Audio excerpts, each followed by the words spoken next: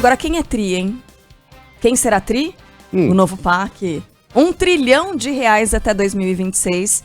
Essa é a projeção do valor que deve ser investido com concessões e parcerias público-privadas. Pablo Fernandes olhou para cá e falou, não acredito que isso está acontecendo. É assim, gente. Por que a gente está falando do novo PAC? Porque o governo Lula lança hoje o novo Programa de Aceleração do Crescimento. Ele vai envolver projetos de áreas como transportes, infraestrutura, energia. Investimentos federais previstos são de R$60 bilhões por ano. E aí, até 2026, R$1 trilhão.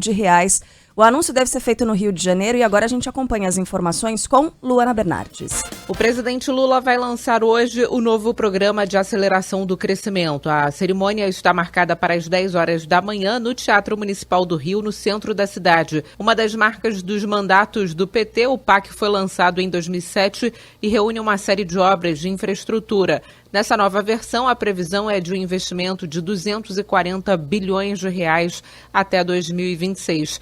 Entre os projetos que podem ser incluídos no novo PAC está a construção da usina nuclear de Angra 3, na Costa Verde Fluminense. Os trabalhos estão 65% concluídos. A Eletronuclear estima que, caso entre em operação, a usina poderá gerar energia equivalente a 60% do consumo de todo o estado. Claro que a gente vai ter de aguardar o anúncio para saber os detalhes, né, do novo PAC, novo Programa de Aceleração do Crescimento. O governo já antecipou que a União vai dar prioridade para aqueles projetos verdes, de energia eólica e solar na área energética. Os modais ferroviário e hidroviário serão os modais mais contemplados com dinheiro e investimento do Programa de Aceleração do Crescimento. Agora, já há algumas questões sendo colocadas. A previsão do governo é de uma retirada de R$5 bilhões do teto de gastos. E essa tem sido uma medida muito criticada por vários economistas, porque o governo não diz de onde vai tirar. Ou melhor, quando diz o seguinte: de onde ele vai sair? Dando uma driblada na meta fiscal, no arcabouço fiscal. O governo passou o primeiro semestre inteirinho falando sobre a importância de dar garantias, de você aprovar um arcabouço fiscal em substituição ao teto que existe hoje, ao teto de gastos que existe hoje, mas aí na primeira grande medida de investimentos faz o quê? Dribla. Tenta driblar essa meta. Então, não respondeu de onde sairão esses 5 bilhões e não tem milagre. Esses 5 bilhões para serem investidos em infraestrutura precisam sair de algum lugar. Que receita será criada para isso? Não tem essa resposta. Vamos ver se no anúncio de hoje o governo dá alguns passos nessa direção para garantir e dar mais segurança econômica, segurança até para investimentos ali na frente e segurança para que a gente consiga ver os juros continuarem caindo, porque um dos argumentos do Banco Central para manter nas próximas reuniões a última redução que houve, né, manter uma sequência de reduções na taxa de juros, um dos argumentos era a não aprovação do arcabouço fiscal. Quando você aprova um arcabouço fiscal e logo na sequência decide driblar o que você acaba de aprovar, pega muito mal, gera muita insegurança. Então a gente vai ter de aguardar para ver. Tem um outro aspecto aí que começou a ser levantado, que o novo PAC corre o risco de enfrentar um gargalo de licenciamentos do IBAMA. O que os servidores do IBAMA estão dizendo, sofremos um sucateamento nos últimos anos, então veja bem, talvez a gente não consiga aqui aprovar alguns licenciamentos. Então a gente vai ter de acompanhar também se o governo vai ceder às pressões de servidores do IBAMA e mudar alguma coisa, aumentar o quadro. O argumento desses servidores é de que tem um sucateamento no IBAMA e que isso dificultaria muito a aprovação de projetos nesse PAC. Boa.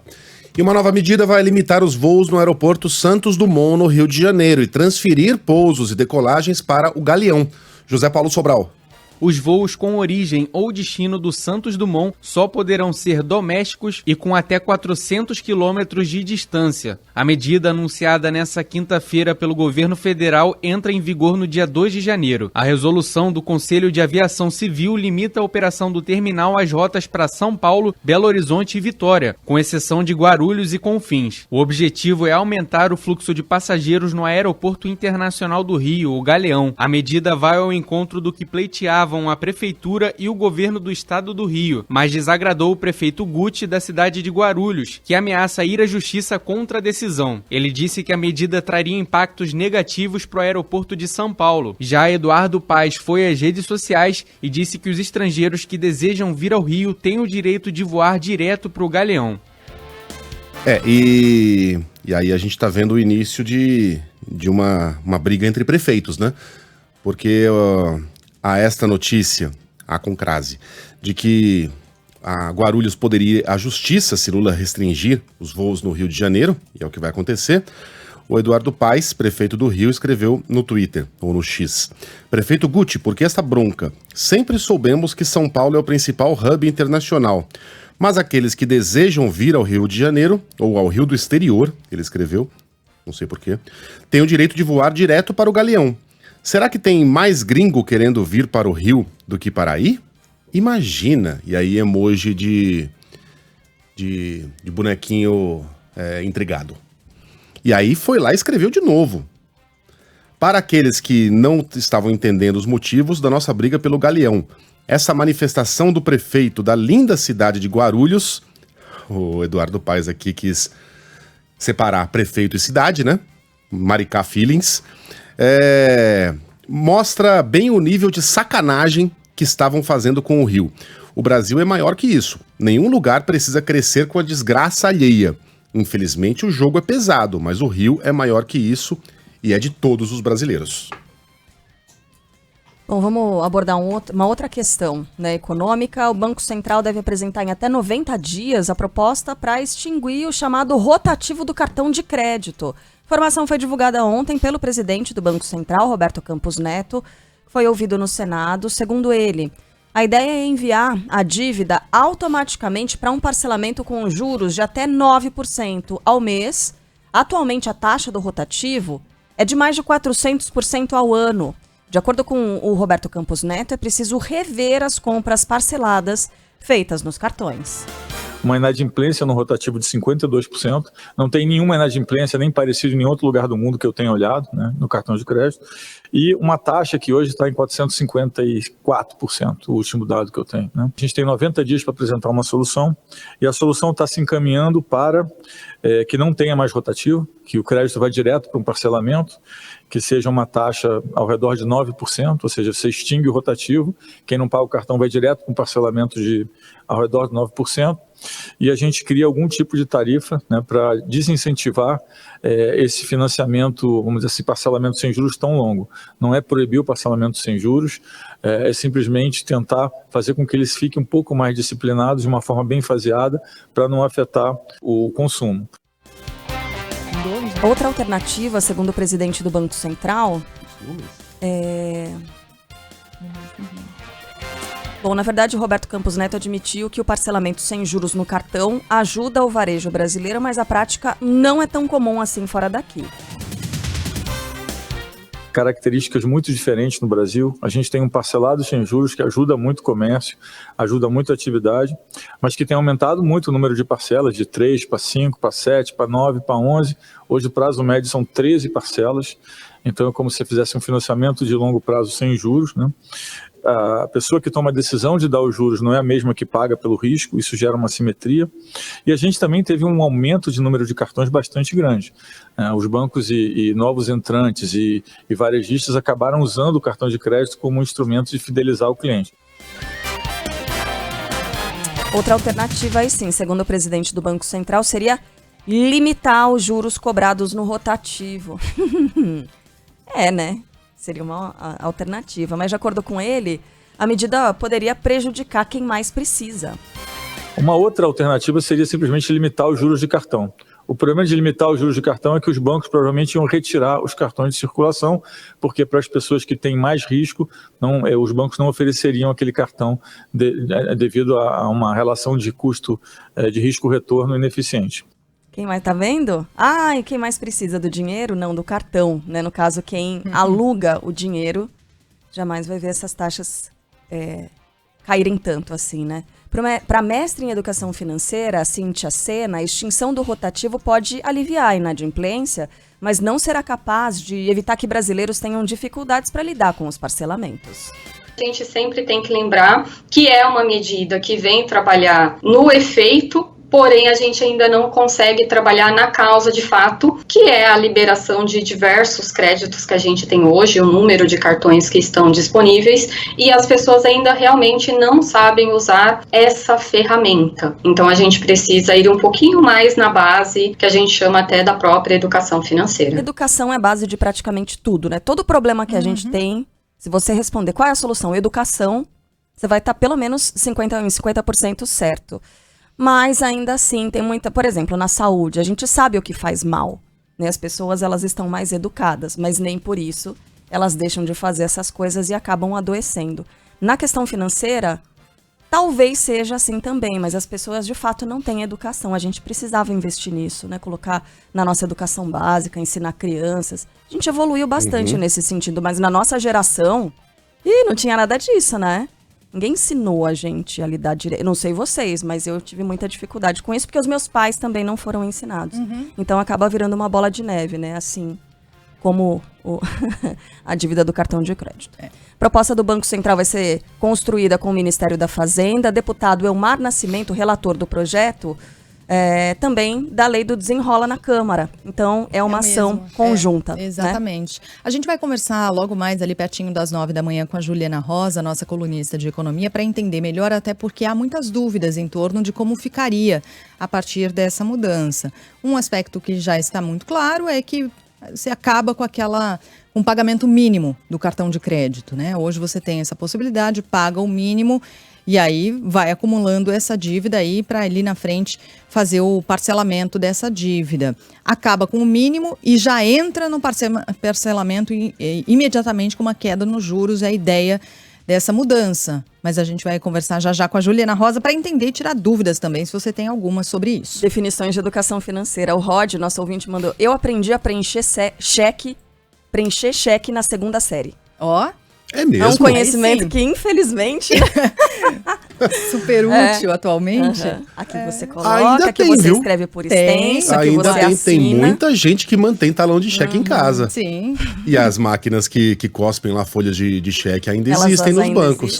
Tem voador, tem tudo isso ainda. Isso aí, você usa cheque. Até pouco tempo atrás eu lembro que cheque servia, pelo menos na minha vida, só para pagar academia. Eu sei lá por que a academia não aceitava. Até pouco tempo atrás, cartão de crédito, você ia lá e tinha que preencher 12 cheques, né, para pagar os 12 meses, dos quais você só usufruiria um e depois largaria a mão. Lá, né? Se muito. Se muito.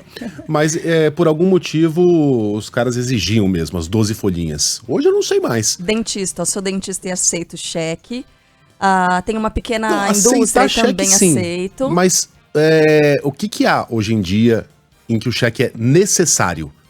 Tem que ser cheque. Imprescindível. Imprescindível. Tem que ter cheque. Porque até o tal do cheque calção não precisa mais necessariamente ser um cheque. Isso, pode ser um depósito, né? Pode ser Ficou conhecido como cheque calção, mas não precisa ser um cheque, exatamente. Cheque administrativo não precisa mais. Quer dizer, ainda tem, mas imóveis, não é mais necessário. Tem gente dizendo, Dudu. 999-592, sem plano funerário, exige cheque, sabiam? Até hoje? Eu não sabia. Olha... Será que tá fazendo uma piada? Não, né? Não faria uma piada com isso, né? Do tipo, passar um cheque, aí você divide em vezes e, enfim. Não, acho que não, né? Em 95, o Brasil compensava 3 bilhões e 300 milhões de cheques. A queda de 95 para hoje, é um período longo, evidentemente, é de 94%. 94% de queda hoje, ainda assim tem 203 milhões, mais ou menos, de cheques que são computados e emitidos no Brasil. Ô, Carla, a prova de que a gente não sabia nada sobre esse tipo de coisa, que a gente não aprendia, né, que a gente vai aprendendo com a vida, é que eu me lembro de quando eu era garoto, de ver a minha mãe preenchendo o cheque que ela daria pra, sei lá, pra manicure, alguma coisa assim. Preenchendo o cheque, mas no final das contas, acho que a mulher não apareceu, sei lá. Sei que ela pegou e rasgou o cheque na minha frente. Eu fiquei chocado com aquilo, como é que ela rasga aquele dinheiro em vez de dar pra mim? Né? Eu não consegui entender como é que funcionava aquela lógica do cheque, então teria sido algo útil na nossa vida, né? Bom, ainda não... Anestesista ainda aceita cheques. Muita gente tá aceitando cheque aqui, marceneiro. Hein? No nosso 999. Mas a pergunta não é essa. é para que o cheque é necessário. Não, para isso eu preciso de cheque. O cartão não vai adiantar, o Pix não vai adiantar, o TED não vai adiantar, tem que ser cheque. Ainda não temos. Não recebemos essa resposta, mas são muitas as interações por aqui. Tem Bom Para ainda? Até hoje tem, né? Bom Para, é. Bom Para, joga uns Nunca. meses na frente. Bom, não tá bom no varejo, né? A dona do Ponto Frio e das Casas Bahia anuncia fechamento de 100 lojas em 2023. Não bom para quem? Tiago Muniz, bom dia. Para os funcionários também, Carla. Bom dia a todos. A Via Varejo divulga um prejuízo de 492 milhões de reais no segundo trimestre. O número consta de uma apresentação de resultados divulgada ontem aos investidores do conglomerado. Atualmente, a empresa mantém mais de 1.100 pontos de vendas físicos. O plano prevê o fechamento de 50 a 100 lojas até dezembro. Também está em andamento um corte de 6 mil funcionários, o que representa um total de 15% do total de empregados. A Via passa por uma série de mudanças de estratégias nos últimos meses, a partir da entrada de Renato Franklin como principal executivo da empresa em março. Nesta semana, o IBGE divulgou números sobre o volume de vendas no comércio varejista brasileiro e ele ficou estável na comparação de junho com maio. Apesar disso, o setor enfrenta sérias dificuldades, influenciado pelos péssimos resultados da Americanas, afetada por uma série de fraudes contábeis. Valeu. E o setor também um pouco preocupado com essa possibilidade aí levantada também pelo presidente do Banco Central de limitar o número de parcelas, né? E também os juros cobrados sobre as parcelas das compras no varejo. Então é uma grande discussão, os assuntos acabam se conectando, né, de alguma forma. Sim. Mais os destaques de hoje, o STF retoma o julgamento sobre a chamada revisão da vida toda no cálculo das aposentadorias. Fala aí, André Viana.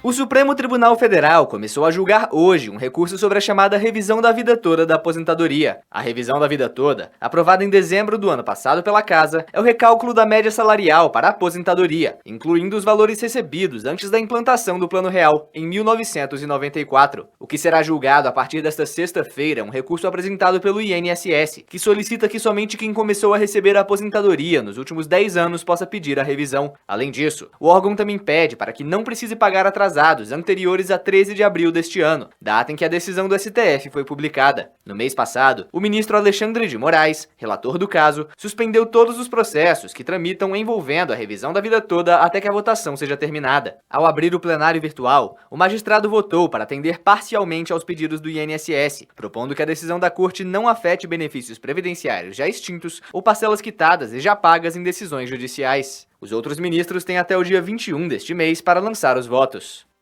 O autor do ataque a uma creche que matou 3 crianças e 2 professoras é condenado pela Justiça de Santa Catarina. A pena supera os 300 anos de prisão. Ângeles Fire. Após 2 dias de júri, o homem que promoveu uma chacina em uma creche de Santa Catarina foi condenado a 329 anos de prisão. O crime aconteceu em 2021 no pequeno município de Saudades, no oeste catarinense. O acusado foi considerado culpado pela morte de 3 bebês e 2 professoras, além de 14 tentativas de homicídio. No crime, ele usou um tipo de espada conhecida como adaga. O julgamento aconteceu no Fórum de Pinhalzinho, município vizinho a Saudades. Após o encerramento do júri ontem à noite, o condenado retornou para o presídio regional de Chapecó, onde já estava preso preventivamente. No Ceará, o Tribunal de Justiça afastou o juiz que constrangeu e ofendeu mulheres que denunciavam crimes sexuais. Destaque de Jefferson Salles. O órgão especial do Tribunal de Justiça do Ceará decidiu afastar o juiz Francisco José Maza Siqueira de suas funções por 90 dias, após constranger mulheres vítimas de violência sexual durante a audiência em Juazeiro do Norte, no interior do Ceará. Em nota, o TJ disse que a decisão foi unânime. O juiz, durante os depoimentos, rebateu as afirmações das vítimas, alegando que as mulheres são bicho da língua grande e que chutam as partes baixas. A gente falou aqui quando esse vídeo veio a público, né? Falou sobre a gravidade do que e da bobagem, né? Que esse juiz falou nesse julgamento ao receber as denúncias de mulheres. E eram várias, né? Sendo que 2 delas acabaram até recuando depois das falas desse juiz. Falas insensíveis, descabidas e usando a experiência pessoal dele, contando casos de experiência pessoal, enfim, um negócio horroroso. Levou um tempo ainda, né, para que o Tribunal de Justiça afastasse realmente esse juiz. Dizendo que as mulheres se esfregavam nele, esse Dom Juan da magistratura, né, quando ele era professor. Exatamente. Foi o exemplo que ele citou. Esse ser irresistível. Que coisa absurda, tudo errado, né? Tudo errado. Demorou um tempo, né? Mas finalmente ele foi afastado por 90 dias. O Tribunal de Justiça entendeu que era o caso mesmo de afastamento. Ainda bem que isso aconteceu, mas levou um tempinho ainda, né? Esse tipo de caso merece sempre uma resposta imediata. Não pode esperar, né? Bom, o ex-diretor da Polícia Rodoviária Federal, Silvinei Vasquez, passa mal ao prestar depoimento à PF. Ele foi ouvido ontem sobre as acusações de tentar interferir nas eleições presidenciais do ano passado. A defesa de Silvinei descarta a possibilidade de o cliente firmar acordo de delação premiada. Rafael Procópio. A defesa do ex-diretor-geral da Polícia Rodoviária Federal vai apresentar novos dados colhidos para um outro inquérito que eles acreditam que prove a inocência de Silvinei Vasquez. Ele prestou depoimento à Polícia Federal por mais de 5 horas nesta quinta-feira.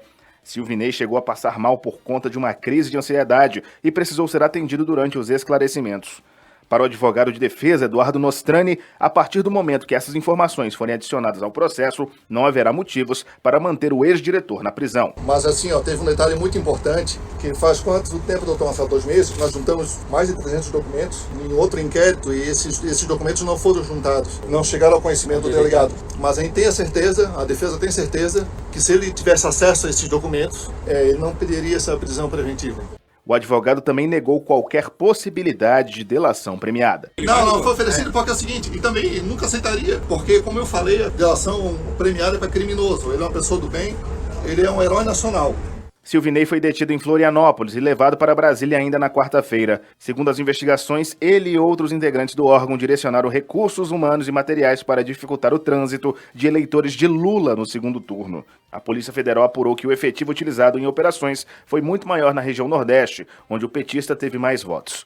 Silvinei assumiu a função em 2021 e ficou até o fim do mandato de Jair Bolsonaro.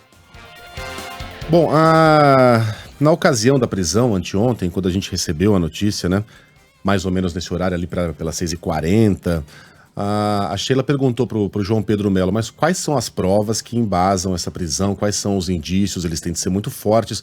E aí, fora do ar, dessa vez é sério mesmo, tá? Não é Pelé Coutinho. E a Sheila falou aqui, olha, espero que haja provas bem robustas, né, porque senão desmoraliza essas prisões e essas investigações que estão sendo realizadas e tal.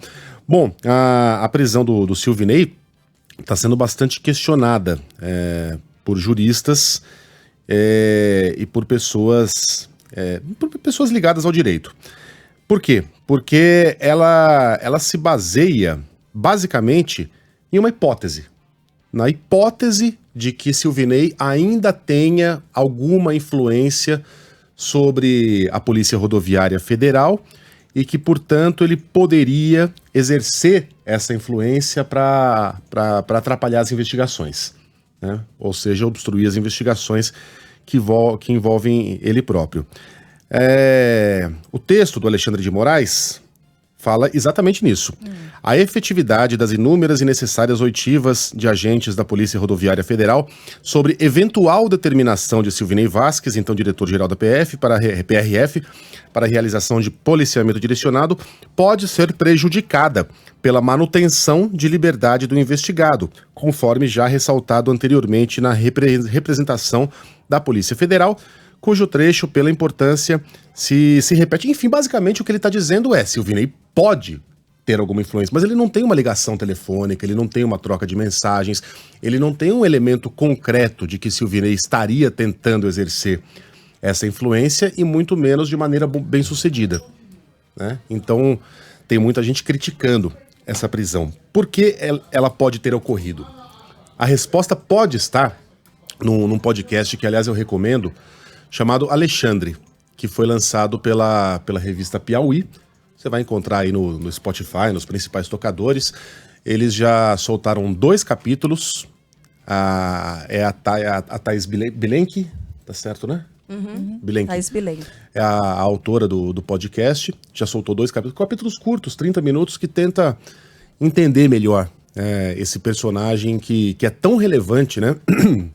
Para muitos para o bem e para muitos para o mal na história recente do Brasil.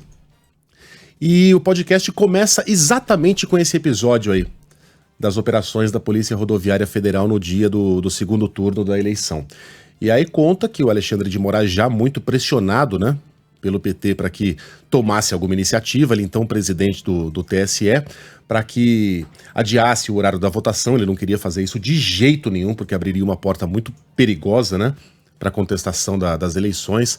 Já se falava, inclusive no PT, de você cancelar a eleição e organizar um outro, inclusive no PT, hein, organizar um outro pleito, porque aquele estaria contaminado por essas operações absurdas da Polícia Rodoviária Federal. Ele foi lá e ainda de manhã determinou ao Silvinei que acabasse com essas operações, acabasse com esses bloqueios imediatamente. No que foi ignorado pelo então diretor da PRF, que deu uma banana para o que disse o Alexandre e continuou com as operações, especialmente lá no Nordeste. Aí o Alexandre de Moraes, muito irritado, determinou que o Silvinei fosse até o local onde estavam os ministros do STF almoçando e acompanhando o dia de votação. Estava lá o Gilmar Mendes, o Ricardo Lewandowski estava lá também, eles estavam almoçando. Aí conta que entraram na sala o Silvinei, fardado, acompanhado de 4 agentes da PRF, todos com coletes pretos e armados, e com um semblante muito tenso. Bom dia, ministro, bom dia, ele falou... Não teve nem bom dia, não teve cafezinho, não teve água, não teve nada. Vem cá, me acompanhe. Foram para uma sala em anexo. Segundo o Lewandowski, a conversa demorou 15 minutos e a Thaís apurou que a conversa foi mais ou menos assim. O Silvinei tentando quebrar o gelo, lembrando de uma operação no Rio de Janeiro em que os dois trabalharam juntos, o Alexandre não dando a menor bola e falando, se o senhor não determinar em 15 minutos a remoção dessas operações pelo Brasil, o senhor vai ser preso. E encerrou a conversa ali. Voltou para a mesa de jantar antes da sobremesa. Para a mesa de almoço antes da sobremesa. Conforme relatou o Lewandowski. Então há uma tensão na relação entre esses dois personagens. Estaríamos diante de uma vendetta de Alexandre de Moraes? Espero e acredito que não. Até porque esse personagem aí, me parece, Silvinei, o lugar dele é na cadeia mesmo. Mas na cadeia com elementos que justifiquem essa prisão. Porque, como já dito aqui anteriormente, esse tipo de determinação, sem que haja provas robustas, e a Sheila já apontava isso aí na quarta-feira, desmoraliza as investigações e pode criar impedimentos para novas ações duras contra esses golpistas criminosos no futuro. Enfim, aguardemos aí os próximos capítulos. O fato é que essa história cheira muito mal. Veja que as investigações da Polícia Federal, aí voltando aqui para o texto, apontam que assessores do Ministério da Justiça tiveram participação nas operações do segundo turno. Mas o então chefe da pasta, Anderson Torres, negou qualquer responsabilidade em depoimento à Câmara Legislativa do Distrito Federal. Eu não tinha interferência no planejamento interno da Polícia Rodoviária Federal e muito menos da Polícia Federal. Eles tinham o planejamento deles, que é feito para o Brasil inteiro, e agiram conforme o planejamento deles. Isso não é atribuição do Ministério da Justiça. No Congresso, a CPMI dos atos de 8 de janeiro vai investigar o tenente-coronel Mauro Cid por tentar acessar o e-mail funcional mesmo depois das mudanças de governo. Segundo o relatório apresentado pela Casa Civil, foram 99 tentativas de acesso depois de 15 de março, quando o login do militar foi bloqueado. No período, o ex-ajudante de ordens de Jair Bolsonaro recebeu por e-mail confirmações e informações sobre viagens do presidente Lula. O governo informou ainda que, somente em 2023, a conta do militar tentou ser acessada por pelo menos 500 vezes. Documento enviado à CPI, a Casa Civil justificou a demora para desabilitar o e-mail de Mauro Cid por causa do grande número de exonerações no fim do ano passado.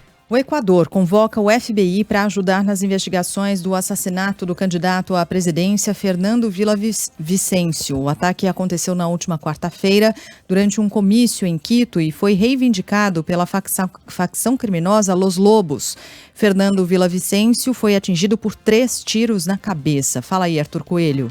O FBI deve chegar hoje no Equador para ajudar nas investigações do assassinato do candidato à presidência Fernando Villavicencio. O pedido à Força Policial norte-americana foi confirmado pelo presidente do país latino-americano, Guillermo Lasso, em postagem na internet. Villavicencio foi assassinado com 3 tiros na última quarta-feira ao deixar o comitê de campanha em Quito. 6 suspeitos de participar do crime, todos estrangeiros, foram presos. O atirador foi morto em confronto com a polícia. Encapuzados e com armas na mão, integrantes da facção criminosa Los Lobos assumiram ontem a autoria do atentado e ameaçaram outros políticos. Horas depois, um novo vídeo tentou desmentir que a facção tenha cometido o crime. Na avaliação do professor de Relações Internacionais da USP, Alberto Pfeiffer, a onda de violência que tem por trás o tráfico de drogas só poderá mudar com a cooperação internacional. O crime organizado encontrou no Equador um país menor, um país com um Estado menos capaz de reprimir o tráfico, com menos polícia, menos força armada. Sem dúvida, sem cooperação internacional, o Equador não vai conseguir combater o narcotráfico. O governo declarou estado de emergência de 2 meses e confirmou a realização das eleições no dia 20 de agosto. No primeiro julgamento em plenário, Cristiano Zanin vota pela constitucionalidade do chamado juiz de garantias. Fala aí, Márcio Rocha. O Supremo Tribunal Federal volta a julgar na semana que vem os processos que tratam da constitucionalidade do juiz de garantias que foi aprovado em 2019 pelo Congresso Nacional no chamado pacote anticrime. Até o momento, os ministros Dias Toffoli e Cristiano Zanin divergiram parcialmente do ministro relator Luiz Fux.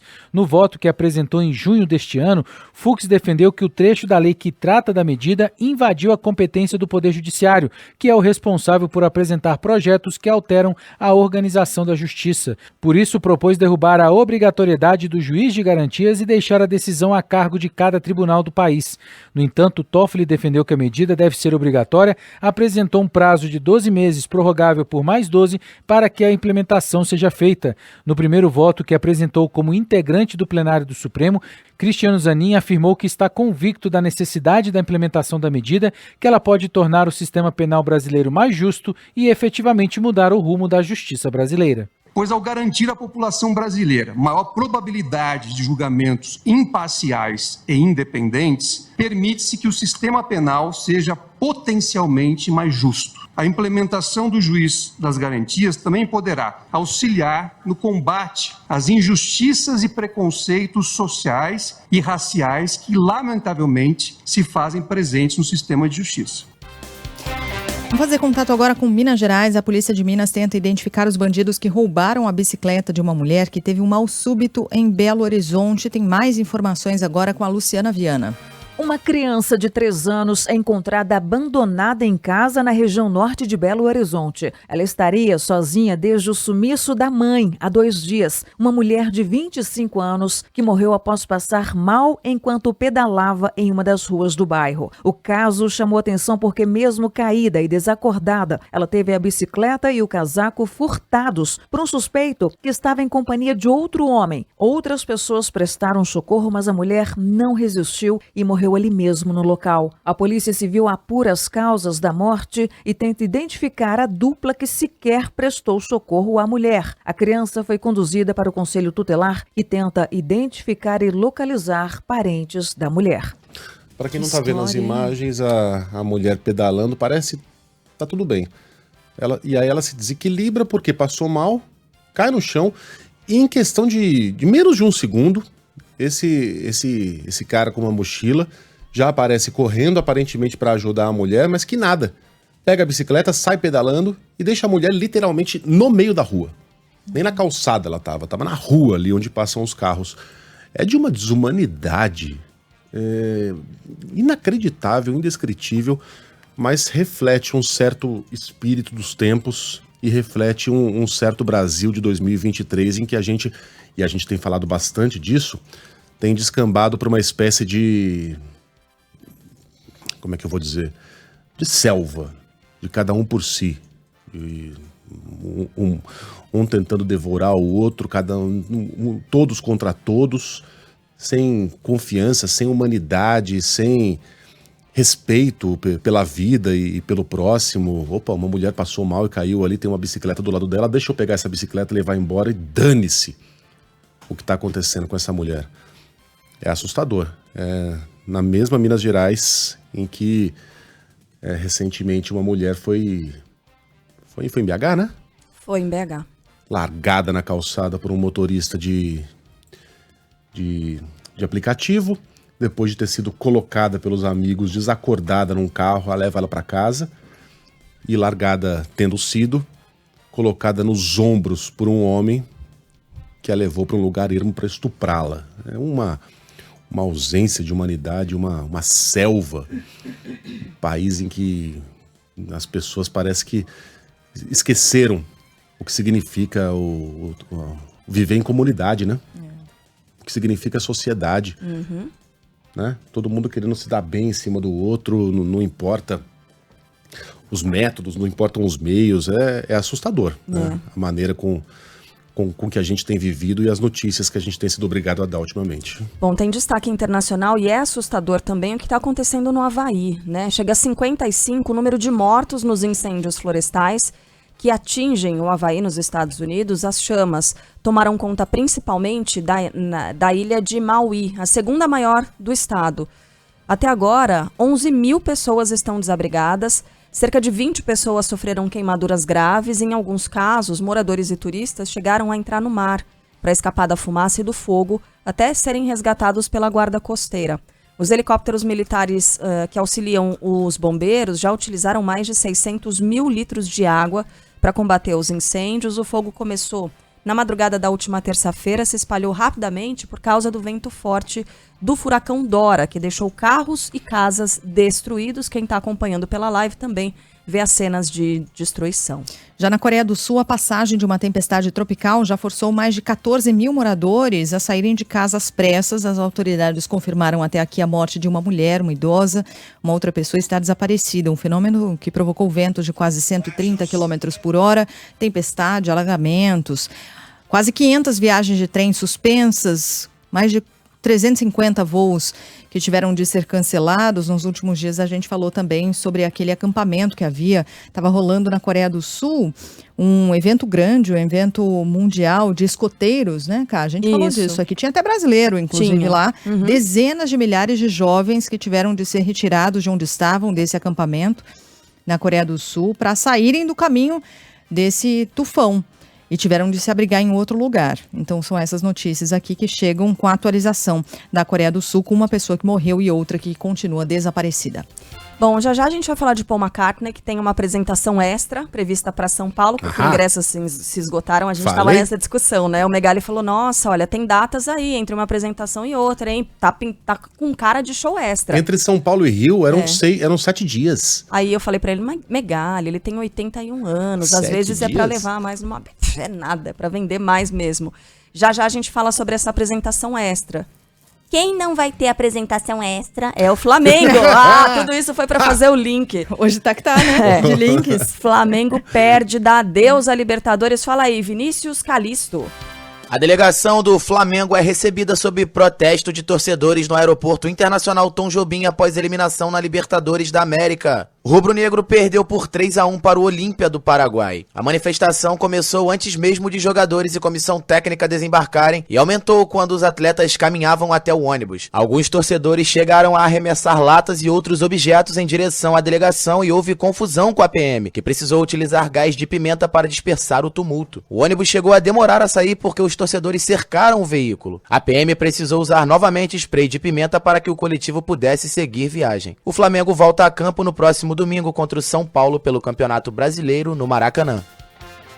Pela Sul-Americana, o São Paulo foi bem, venceu o São Lourenço por 2-0 no Morumbi, avançou, portanto, às quartas de final. No comecinho do jornal a gente já falou aqui, com o estádio lotado mais uma vez, mesmo com um horário cedo, né, para que as pessoas possam chegar ao estádio, 7 horas da noite. Enfim, o adversário do tricolor paulista na próxima fase será a LDU do Equador. E de novo, no jogo do São Paulo, teve caso de racismo. 2 torcedores do São Lourenço acabaram presos. Aline Fanelli conta pra gente. 2 torcedores do São Lourenço são presos em flagrante por atos racistas durante a vitória do São Paulo por 2-0 no estádio do Morumbi. Foram 2 casos diferentes. Em um deles, além do gesto de imitar macaco, o torcedor chegou a atirar uma banana do local de visitante no estádio que acertou uma criança. O delegado César Saad, da Delegacia de Repressão aos Delitos de Intolerância Esportiva, disse que as imagens fizeram com que os envolvidos fossem identificados rapidamente. A criança foi trazida aqui junto com o pai, inclusive apresentaram a casca da banana aqui que estava aqui. Esse torcedor, pelas imagens de celular de torcedores, a gente conseguiu identificá-lo, ele foi conduzido aqui para a delegacia e autuado em flagrante por crime de racismo. E ao final da partida, num outro setor do estádio, onde estavam diretores do clube, do São Lourenço, convidados do clube, um deles também fez gestos de macaco, como vocês viram nas imagens, e também foi detido pela polícia e também está sendo preso em flagrante por racismo. Mais um babaca, né? Completo imbecil. A casca de banana foi lá parar ao lado de um menino negro que foi fotografado e filmado chorando nas numeradas do Morumbi. Sabe Criminoso. Quantos anos faz? Criminoso. No Brasil ele é criminoso. No Brasil é crime. Não é só babaca, não é. É criminoso. Aqui é crime, tá? É tudo isso ao mesmo tempo. Sabe quanto tempo faz que aconteceu a primeira prisão por racismo em um estádio aqui no Brasil? 18 anos. Foi um argentino. O zagueiro Leandro de Sábato, do Quilmes, xingou e foi flagrado pelas câmeras da TV o então atacante do São Paulo, grafite de macaco. A leitura labial era fácil. Ele olhava ali pro grafite, passando ao lado dele, macaco. Terminou a noite preso. 2005, tá? 18 anos se passaram e a gente continua vendo essas cenas tristes. E mais triste ainda é ler essa notícia aqui, que mostra exatamente quais são as prioridades dos nossos queridos irmãos argentinos. E eu falo queridos aqui sem nenhum sarcasmo, nenhuma ironia, porque eu sei que a grande maioria da população da Argentina não concorda com essas manifestações. Torcedores estrangeiros que queimarem, atirarem ou rasgarem notas de peso argentino como ato de provocação poderão ser detidos de 15 a 30 dias por incitação à violência. A medida foi anunciada ontem pela Agência de Prevenção da Violência no Esporte e terá validade na jurisdição da província de Buenos Aires. Por que aprovaram essa lei aqui? Porque torcedores brasileiros e chilenos já foram flagrados rasgando notas de peso como uma forma de provocação, por causa da hiperinflação, da crise econômica na Argentina, como se dissessem, isso aqui não vale nada. É feio? Não. É bonito? Não é bonito. É uma babaquice. Agora, os argentinos estão preocupados com essa provocação, tão preocupados em proteger a imagem do seu dinheiro super desvalorizado e absolutamente nada preocupado com atos de racismo. Não se importam, não ligam, isso não vira nem notícia, né, nos jornais da Argentina, isso não é lei na Argentina. Ainda não sendo lei, clubes poderiam tomar medidas administrativas para quem faz esse tipo de coisa contra jogadores bolivianos, colombianos, brasileiros. Ninguém faz, ninguém se importa, né? Portanto, uma provocação envolvendo uma nota de papel, cana. Racismo de verdade contra seres humanos, tudo belo e justo. Eles não entenderam do que se trata, né?